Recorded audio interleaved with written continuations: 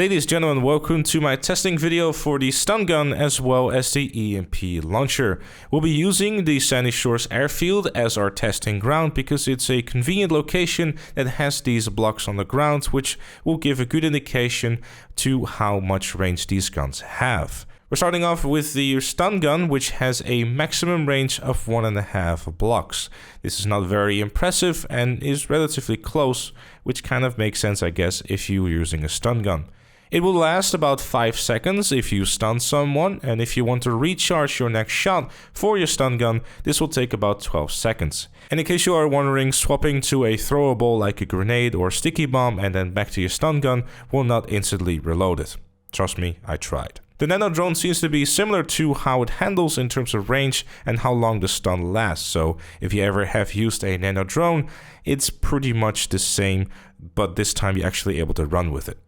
And then we move on to the main attraction of the video, the EMP Launcher. Now to start off and not set the expectations too high, the EMP Launcher is not exactly what I personally hoped it to be. And to be quite honest, it's a bit of a disappointment. The short of it is that the EMP launcher will just simply disable the engine of the vehicle. There is an exception to this rule, which is the Buzzard, which also has its weapons disabled. This is most likely because the Buzzard is one of the few, if not the only vehicles that has its weapons linked to its engine. Shooting something like a Hydra or a Savage, a tank, will simply just only disable the engine, and the weapons and countermeasures are still functioning and do still work. The EMP launcher is also not able to disable stealth mode on the Akuma 2, which is also relatively disappointing. While the fire rate of the EMP launcher isn't too bad, you can definitely see that it's based on the compact grenade launcher. It's effectively the same weapon, just less explosive. The EMP launcher's range, however, isn't too bad. The main issue is the bullet velocity. It takes about 1 second if a target is 6 blocks away, which is where the black car is currently standing. 13 blocks, which is the gray car all the way in the distance, takes over 2 seconds for the projectile to get there.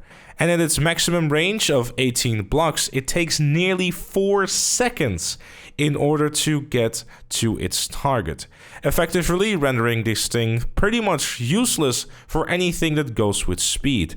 Stationary targets or vehicles that are rather large might be able to get away with it, or if you're really good with tracking your targets or anything along those lines, you'll be okay. But I think in general, you're probably better off just whipping out an RPG and destroying it in one shot instead. The blast radius isn't really all that impressive either, as you can tell by the footage.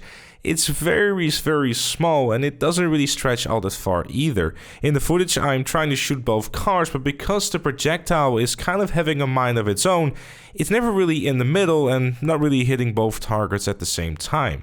It isn't until there is a car in the middle that it's also disabling the 2 other vehicles. It's rather strange, but it is what it is. The EMP effect itself also only lasts about roughly 5 seconds, and with the missiles and guns in general still being able to be used, there's really not an awful lot of justification for this weapon to be added to your arsenal other than potentially having a little bit of fun with it.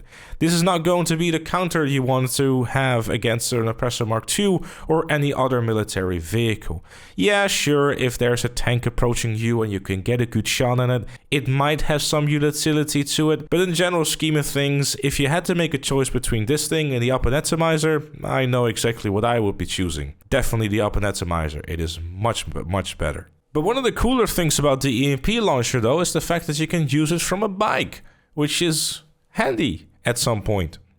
Maybe. But other than that, there is really not much else to this. I would like to thank you all so very much for watching.